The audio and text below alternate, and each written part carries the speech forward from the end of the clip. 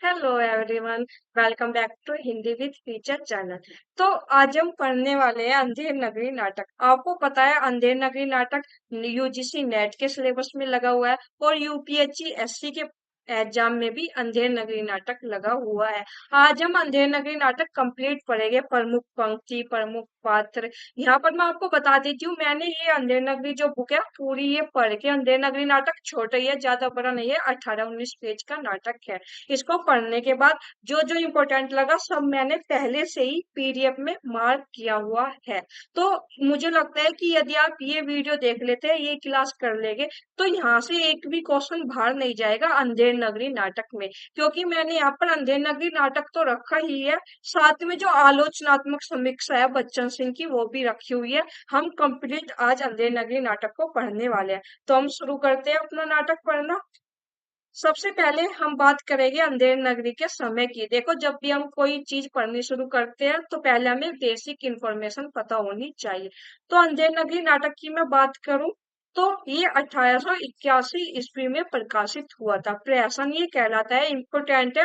अंधेर नगरी का प्रकार क्या है? प्रहसन है। और इसमें कितने अंक है? 6 अंक है। पहला अंक है बाह्य प्रांत। बाह्य प्रांत यहाँ से ही नाटक का प्रारंभ होता है। महंत जी दो चेलों के साथ गाते हुए आते हैं। उन दो चेलों का क्या नाम था? नारायण दास और गोवर्धन दास। फिर दूसरा अंक है बाजार। तीसरा अंक जंगल। चौथा अंक राज्यसभा। पांचवा अंक अरण्य। तो देखो, कंफ्यूज मत होना आप लोग कि तीसरे अंक का नाम तो जंगल है और पांचवें अंक का क्या नाम है? अरण्य है। तो ये बिल्कुल याद रखना है, क्योंकि नाम इनका मतलब एक ही होता है। तो तीसरा अंक जंगल, पांचवा अंक अरण्य। फिर छठा अंक है शमशान। तो टोटल कितने अंक हुए? 6 अंक हुए। मुझे लगता है अभी तक आपको ये याद भी हो गया होगा, क्योंकि अभी तक जो मैंने पीछे क्लास ली है उनमें भी आपको ये चीज मैं बता चुकी हूँ। चलते हैं आगे। अब हम देखेंगे अंधेर नगरी नाटक के सभी पात्रों के नाम। तो देखते हैं सबसे पहले जो अंधेर नगरी नाटक के प्रमुख पात्र है, वे कितने पात्र है? 3 प्रमुख पात्र है, महंत, गोवर्धन दास और नारायण दास। तो ये आपको बिल्कुल याद रखने हैं। उसके बाद अन्य पात्र हैं। तो देखो, ये जो अन्य पात्र है ना, ये मैं आपको बता देती हूँ, इनका क्रम पूछा गया था एक बार 2018 या 2019 में। तो क्रम में क्या पूछा गया था? जिस क्रम में नाटक में आए हैं उसी क्रम से आपको बताना था। तो सबसे पहले कबाब वाला आता है, फिर घासीराम आता है। घासीराम कौन था? चना बेचने वाला घासीराम था। नारंगी वाली, हलवाई, कुंजटिन, मुगल, पाचक वाला, मछली वाली, जात वाला। जात वाला कौन था? ब्राह्मण। और फिर बनिया। तो ये टोटल जो पात्र है इनको आपको क्रम से ही याद करने होंगे, क्योंकि एग्जाम में एक बार पूछा जा चुका है। अब हम चले गए अपने नाटक की तरफ। तो जब हम नाटक, ये नाटक है, जैसे ही मैं इसको ओपन करती हूँ तो आप देख रहे होगे यहाँ पर समर्पण मिलता है। तो जब भी हम इस तरह के क्वेश्चन खूब पूछे जाने लगे हैं, नाटक पढ़ना जितना जरूरी है उतनी ही जो उसके आगे और पीछे चीजें दी गई है वे भी पढ़ना जरूरी है। तो सबसे पहले ये समर्पण हमको मिलता है। तो इसकी शुरू की 2 पंक्ति आप याद रखिएगा।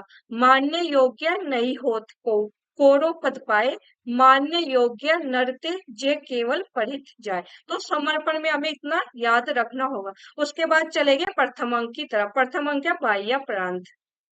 इसको मैं थोड़ा जूम कर देती हूँ। प्रथम अंक क्या है? बाह्य प्रांत। तो नाटक का प्रारंभ कहाँ से होता है? महंत जी दो चेलों के साथ गाते हुए आते हैं। क्या गाते हुए आते हैं? राम भजो राम भजो राम भजो भाई, राम के भजे से गनिका तर गई, राम के भजे से गति पाई, राम के नाम से काम बने सब, राम के भजन बिनु सभी नसाई, राम के नाम से दोनों नैन बिनु, सूरदास भई कवि कुल राई, राम के नाम से घास जंगल की, तुलसीदास भय भजी रघुराई। तो ये इम्पोर्टेंट गीत है। देखो, नाटक में मैंने आपको पहले ही बताया था, मैं आपको प्रमुख पंक्ति करवाऊंगी, तो आप ये या तो नोट कर लीजिएगा या ये मैं पीडीएफ जो है हमारे टेलीग्राम चैनल पर शेयर कर दूंगी, तो आप वहां से डाउनलोड कर लीजिएगा। तो पहले तो हमें ये गीत याद रखना है। गीत में भी मैंने 3 पंक्ति मार्क की हुई है। एक तो राम भजो राम भजो भाई, इम्पोर्टेंट। फिर सूरदास भाई कवि कुल राय, इम्पोर्टेंट। तुलसीदास भाई भजी रघुराई। तो ये आपको याद रखना है, ये पूरा ही गीत आपको पता होना चाहिए। आगे चलते, ये गीत किसने गाया था? सब गाते हैं। सब कौन? महंत जी, नारायण दास और गोवर्धन दास। यहाँ पर लिखा हुआ है ना, महंत जी दो चेलों के साथ गाते हुए आते हैं। दो चेले कौन थे उनके? गोवर्धन दास और नारायण दास। आगे चले गए, प्रमुख पंक्ति देखेंगे।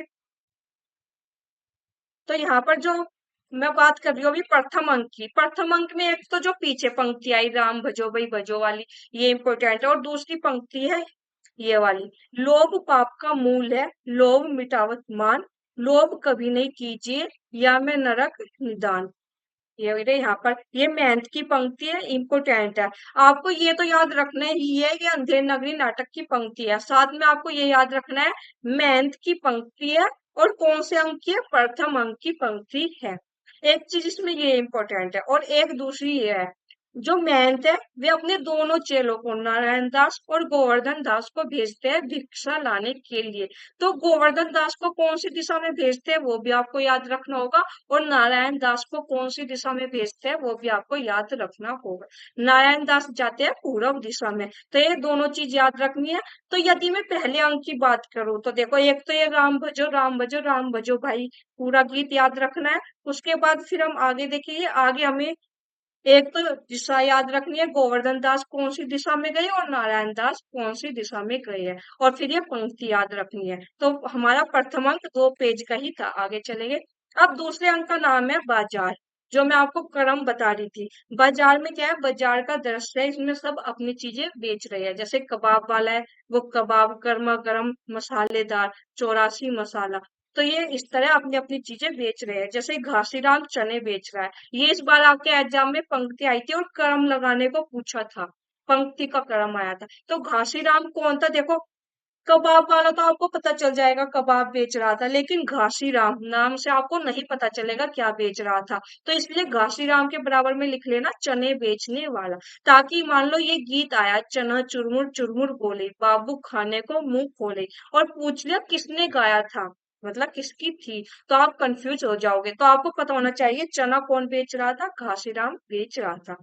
तो ये पूरा गीत है। इसमें 2 लाइन ज्यादा इंपॉर्टेंट है। ये इंपॉर्टेंट इसलिए भी है क्योंकि आपके एग्जाम में ये पहले भी आ चुकी है। आगे चलते हैं। आगे चना राम की ही, चना बेचने वाले की, घासीराम की, ये 2 पंक्ति भी इस बार आपके एग्जाम में आई थी, तो मैंने मार्क कर दी है। ये चने वाला गीत आप याद रखना। फिर नारंगी वाद, यदि आपने इनका क्रम याद कर लिया तो पंक्ति आपको अपने आप ही क्रम में आप लगा लोगे। नारंगी वाली पंक्ति, कोई भी पंक्ति और इनमें से आप पहचान लोगे कि नारंगी वाली। हलवाई, हलवाई क्या बेचता है वो भी हमें पता होता है, जलेबियां गर्मा गर्म, ले सेब इमरती लड्डू, मतलब हलवाई जो जो मिठाइयाँ बेचता है वो हमें पता होता है। तो हमें पता चल जाएगा कि ये हलवाई की पंक्ति है। आगे चलेंगे। आगे फिर जो ये कुंजटिन है, ये कौन है? सब्जी बेचने वाली, इसका भी थोड़ा ध्यान रखना। और इसके बाद की ये 2 पंक्ति ज्यादा इंपॉर्टेंट है, जो मैंने यहाँ पर मार्क भी की हुई है। जैसे काजी वैसे बाजी, रैयत राजी टके से भाजी, ले हिंदुस्तान का मेवा फूट और बैर। तो ये पंक्ति आप याद रखना। फिर मुगल, मुगल कौन था? मुगल क्या बेचता है? बादाम पिस्ते अखरोट अनार बिही दाना मुनक्का। तो ये सब चीजें जो है मुगल बेचता है। आगे फिर आता है पाचक वाला। जो घासीराम था वो तो चने बेचने वाला था, और चूरन बेचने वाले का क्या नाम था? पाचक वाला। तो ये पाचक वाला भी याद रखना, और ये गीत भी याद रखना है। जो एक क्रम में पंक्ति आई थी यहीं से आई थी, चूरन वाली भी यह पंक्ति आई थी। तो यदि आप ये याद रख लोगे बाजार में कौन पहले आता है, पहले कबाब वाला आता है, इस तरह आप क्रम याद रख लोगे तो पंक्ति आपकी अपने आप हो जाएगी सही। एक ये याद रखना, घासीराम चने बेच रहा था और चूरन कौन बेच रहा था? पाचक वाला। आगे चलते हैं। फिर इसमें चूरन वाले में ये पंक्ति इंपॉर्टेंट है, चूरन साहेब जो खाता सारा हिंद हजम कर जाता। नीचे फिर मछली वाली मछली बेच रही है, और जात वाला क्या बेच रहा है? जात बेच रहा है। जात ले जात टके से जात, 1 टका दो हम अपनी अपनी हम अभी अपनी जात बेचते हैं। ये भी इंपॉर्टेंट पंक्ति है। फिर बनिया क्या बेच रहा था? आटा दाल लकड़ी नमक घी चीनी मसाला चावल ले टके से। मतलब ये बाजार का दृश्य दिखाया गया है कि हर चीज टके से बेची जा रही थी। इसका जो मूल है वो ये निकल के आता है, कबाब वाला हो चाहे मछली वाला, चने बेचने वाला, चूरन वाला, सबका भाव क्या था? टके सेर था। देखो यहाँ पर हम पढ़ते हैं थोड़ा सा तो पता चलेगा। गोवर्धन दास, क्यों भाई बनिए आटा कितने से? टके से। और चावल टके से, और चीनी टके से, यानी हर चीज जो है टके से बेची जा रही थी।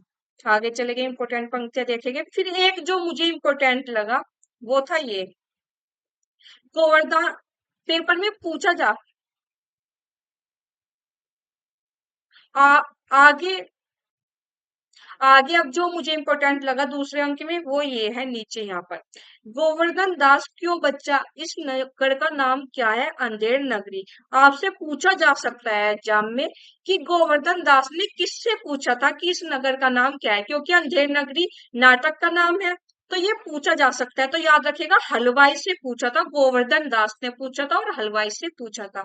और राजा का क्या नाम है, चौपट राजा। तो नगर का नाम अंधेर नगरी, राजा का नाम चौपट राजा। ये गोवर्धन दास ने पूछा था नाटक में, किससे पूछा था, हलवाई से। ये बिल्कुल आप याद रखना, इस तरह के क्वेश्चन अब बनने लगे हैं। चलेंगे, अब हम चलेंगे तीसरे अंक की तरफ। तीसरा अंक है जंगल। महंत जी और नारायण दास एक ओर से राम भजो इत्यादि गाते हुए आते हैं और दूसरी ओर से गोवर्धन दास अंधेर नगरी गाते हुए आते हैं।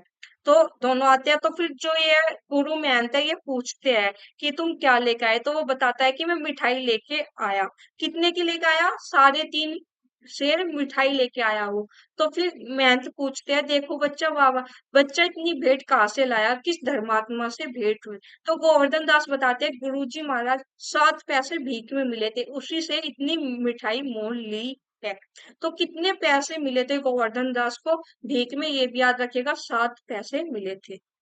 देखो अब इस तरह के क्वेश्चन पूछे जाने लगे हैं तो मैं कुछ नहीं कर सकती, तो आपको भी ये याद रखना होगा। फिर तीसरे अंक में एक ये गीत है, दोहा है ये, सेत सेत सब एक से जहां कपूर कपास, ऐसे देश कुदेश में कबू न कीजिए वास, कोकिला बायस एक सम पंडित मूरख एक।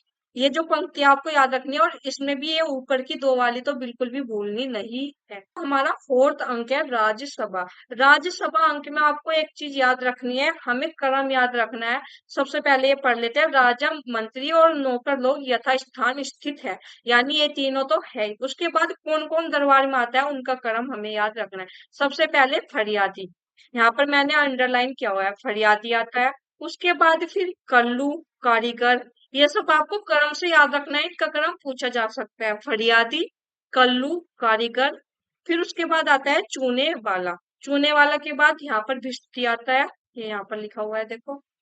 उसके बाद कसाई, फिर गडेरिया, फिर आगे कोतवा। तो ये क्रम है, इनका क्रम याद रखिएगा, पहले कौन आता है। फोर्थ अंक में यही चीज याद रखने की है। आगे चलते हैं पांचवा अंक। पांचवा अंक में ये गीत है, काफी इंपोर्टेंट है। पांचवा अंक स्थान अरण्य है, गोवर्धन दास गाते हुए आते हैं। तो ये जो पूरा गीत है ये कौन गाता है, गोवर्धन दास गाता है। सबसे पहले देखते हैं, अंधेर नगरी अनबुझ राजा, टकासेर बाजी टकासेर खाजा, सबसे इंपोर्टेंट पंक्ति। उसके बाद इंपोर्टेंट पंक्ति है, जात पात पूछी नहीं कोई, हरि को भजे सो हरि को कोई। फिर एक और ये पंक्ति है, वैश्या जोरू एक समाना, बकरी गऊ एक करी जाना। ये गीत है, आगे भी है ये गीत, यहाँ पर मैं आपको पूरा कंप्लीट। फिर ये वाली पंक्ति इंपोर्टेंट है, अंधाधुंध मचो सब देसा, मानो राजा रैत विदेशा। फिर उसके बाद ये पंक्ति इंपोर्टेंट है, अंधेर नगरी अनबुझ राजा, टकासेर भाजी टकासेर ख्वाजा। तो ये पूरी गीत किसका है, ये याद रखिएगा, गोवर्धन दास का है। हाँ, अब हम यहाँ पर देखेंगे अंधेर नगरी नाटक का सबसे अंतिम अंक, यानी कि छठा अंक, स्थान है शमशान, गोवर्धन दास को पकड़े हुए 4 सिपाहियों का प्रवेश। आगे इसमें जो प्रमुख पंक्ति है वो मैं आपको बता देती हूँ। इसमें एक प्रमुख पंक्ति है, वेरी वेरी इंपॉर्टेंट, गुरु की ये पंक्ति है, गुरु यानी कि महंत की ये पंक्ति है, जहां न धर्म ने बुद्धि नहीं, नीति न सुजन समाज, ते ऐसी आपुई न सही जैसे चौपट राज। तो ये इंपॉर्टेंट पंक्ति है। तो यहाँ पर जो है हमारा अंधेर नगरी नाटक की प्रमुख पंक्ति समाप्त होती है। अब हम चलेंगे आलोचनात्मक पर। उससे पहले ये एक इम्पोर्टेंट है, ये आप देख लीजिए। अंधेर नगरी प्रहसन भारतेंदु ने बनारस में नेशनल थिएटर के लिए एक दिन में लिखा था। तो जो ये अंधेर नगरी प्रहसन है ये एक दिन में लिखा गया था। और क्यों लिखा था, कहते हैं कि बिहार प्रांत के किसी अन्यायी जमींदार को सुधारने या राह पर लाने के लिए भारतेंदु ने यह नाटक लिखा था। इम्पोर्टेंट है। क्यों एक दिन में लिखा था, ठीक है। और बिहार प्रांत के किसी अन्यायी जमींदार को सुधारने या राह पर लाने के लिए भारतेंदु ने ये नाटक लिखा था। आगे चलते हैं। फिर इम्पोर्टेंट है, ये प्रहसन जो है शुद्ध प्रहसन की में आता है। मैं आपको बता देती हूँ, अगर एग्जाम में पॉइंट बनाकर देते हैं ना तो याद रखिएगा शुद्ध प्रहसन में ये आता है। उसके बाद अंधेर नगरी को भारतेंदु का सर्वाधिक लोकप्रिय कार्य प्रधान प्रहसन कहा गया है, जिसका मूल प्रतिपाद्य लोभ और भोग से संबंधित है। ये इम्पोर्टेंट था, ये मैंने आपको बता दिया। अब हम चलेंगे आलोचनात्मक समीक्षा। हम जो भी नाटक पढ़ते हैं जो हमारे पाठ्यक्रम में लगे हुए हैं, हमारा काम बनता है कि कंप्लीट नाटक तो पढ़ना ही है, साथ में आलोचनात्मक समीक्षा भी पढ़नी है। यानी कि जो हमारी बुक है, बच्चन सिंह की बुक है, आचार्य रामचंद्र शुक्ल और रामचंद्र तिवारी, इन तीन बुक में जो पाठ्यक्रम में हमारे नाटक लगे हुए हैं उनके विषय में यदि कुछ लिखा गया है तो वो पढ़ना हमारी जिम्मेदारी है। यहाँ से क्वेश्चन बनते हैं। तो ये बुक है आधुनिक हिंदी साहित्य का इतिहास, बच्चन सिंह की बुक है। तो यहाँ पर दो तीन लाइनें हैं जो इम्पोर्टेंट है। सबसे पहले देखते हैं, रंगमंच की दृष्टि से उनका सबसे महत्वपूर्ण नाटक अंधेर नगरी है, नौटंकी शैली पर आधारित। याद रखिएगा अंधेर नगरी जो है नौटंकी शैली पर आधारित है। नौटंकी शैली पर आधारित यह नाटक अपने क्रियात्मक शब्दों से, व्यंग्यात्मक गीतों से ऐसा नाट्य बिंब प्रस्तुत करता है जो सामाजिक होते हुए भी समय को अतिक्रमित कर जाता है। तो ये किसने कहा है अंधेर नगरी के बारे में? बच्चन सिंह ने कहा है। उसके बाद यो एक पंक्ति मुझे इंपॉर्टेंट लगी, उस युग में इतना प्राणवान, जिंदा दिल, प्रबुद्ध और जागरूक दूसरा व्यक्तित्व नहीं मिलेगा। तो ये किसके बारे में कही है? बच्चन सिंह ने कही है, भारतेंदु हरिश्चंद्र के बारे में। ऊपर वाली जो तीन लाइनें अंधेर नगरी के विषय में बच्चन सिंह ने कही है, और ये उस युग में इतना प्राणवान, जिंदा दिल, प्रबुद्ध और जागरूक दूसरा व्यक्तित्व नहीं मिलेगा, भारतेंदु हरिश्चंद्र के विषय में कही है बच्चन सिंह ने। आगे चले गए। आगे फिर ये बुक है हिंदी का गद्य साहित्य, रामचंद्र तिवारी की बुक है। इसमें देखते हैं इन्होंने अंधेर नगरी के बारे में एक इम्पोर्टेंट पंक्ति है, ये देख लेते हैं। अंधेर नगरी तो तत्कालीन शासन के ऊपर बहुत बड़ा व्यंग्य है। कहते हैं कि बिहार प्रांत के किसी बड़े जमींदार के अंधेर को देखकर भारतेंदु ने इसकी रचना की थी। इम्पोर्टेंट, ये मैं आपको पीछे अभी देखकर बताकर आई हूँ। अंधेर नगरी में हास्य का प्राधान्य है। इस प्रकार विभिन्न नाटकों में विविध रसों एवं भावों की स्थिति पाठकों एवं दर्शकों को रसमग्न कर देती है। तो ये तो इसमें ये इम्पोर्टेंट है बिहार प्रांत वाली पंक्ति, और इसमें हास्य का प्राधान्य है। अब यहाँ पर आगे देखेंगे, ये बुक का पेज है हिंदी साहित्य का दूसरा इतिहास, बच्चन सिंह की बुक है। भारतेंदु का सबसे अधिक महत्वपूर्ण नाटक अंधेर नगरी है। अपने कथ्य और प्रयोग दोनों दृष्टियों से यह आज भी प्रासंगिक है। यदि भारत दुर्दशा पहला राजनीतिक नाटक है तो अंधेर नगरी पहला आधुनिक नाटक। Very very important. भारत दुर्दशा और अंधेर नगरी दोनों आपके पाठ्यक्रम में लगे हुए हैं। तो ये पंक्ति देकर पूछ लेगा कि किसने कही है, तो याद रखिएगा बच्चन सिंह ने कही है, हिंदी साहित्य का दूसरा इतिहास। आगे चलेंगे। फिर आगे एक पंक्ति है और मिलती है हमें इसी बुक में, बच्चन सिंह की बुक में। रामविलास शर्मा कहते हैं, उन्होंने यहाँ यह दिखाया है कि पुरानी लोक संस्कृति के रूपों को राजनीतिक चेतना फैलाने के लिए किस तरह इस्तेमाल किया जाना चाहिए। तो ये कोटेशन किसके? रामविलास शर्मा की है। तो यह हमारा अंधेर नगरी नाटक समाप्त होता है। यदि अब भी आपको लगता है कि कोई चीज रह गई है तो आप मुझे कमेंट कर कर बता दीजिएगा, मैं वो भी करवा दूंगी। तो यहाँ पर हमने अंधेर नगरी नाटक के पात्र, अंकों के नाम, प्रमुख पंक्तियां और जो कहते हैं आलोचनात्मक समीक्षा, मतलब सब चीज कंप्लीट करवाइए। यदि अब भी आपको कोई डाउट लगता है तो आप मुझे कमेंट कर कर बता दीजिएगा। तो यदि आपको इसी तरह बाकी नाटक भी पढ़ने हैं तो मुझे कमेंट कर कर बताइएगा। साथ ही यदि आपको कोई डाउट है तो आप मुझको मेरी ईमेल आईडी पर भेज सकते हो। ये यहाँ पर मेरी ईमेल आईडी है हिंदी की ऋचा के नाम से। और यदि आप इस क्लास की पीडीएफ चाहते हो तो हमारे टेलीग्राम चैनल से जुड़ जाइएगा। कल को हम इसी तरह अपना अगला नाटक पढ़ने वाले हैं। और मैंने अभी आपको कल मैंने क्लास में आपको करवाए थे एमसीक्यू, पीवाईक्यू करवाए थे आपको, जो अभी तक हिंदी नाटक से क्वेश्चन आए थे 2020, 21 और 22। यदि किसी ने वो क्लास नहीं देखी है तो जाकर देख लीजिएगा, लिंक आपको टेलीग्राम चैनल पर मिल जाएगा। और यदि कोई डाउट है तो आप मुझे इस वीडियो के नीचे भी कमेंट कर कर बता दीजिएगा। और एक चीज और, आप जो है वीडियो तो काफी स्टूडेंट देख लेते हैं लेकिन चैनल को सब्सक्राइब नहीं करते। तो यदि आपको मेरी वीडियो अच्छी लग रही है, यूजफुल लग रही है, तो चैनल को सब्सक्राइब कर दीजिएगा। और यदि आपको वीडियो पसंद आई तो अपने दोस्तों में लाइक शेयर कर दीजिएगा। धन्यवाद।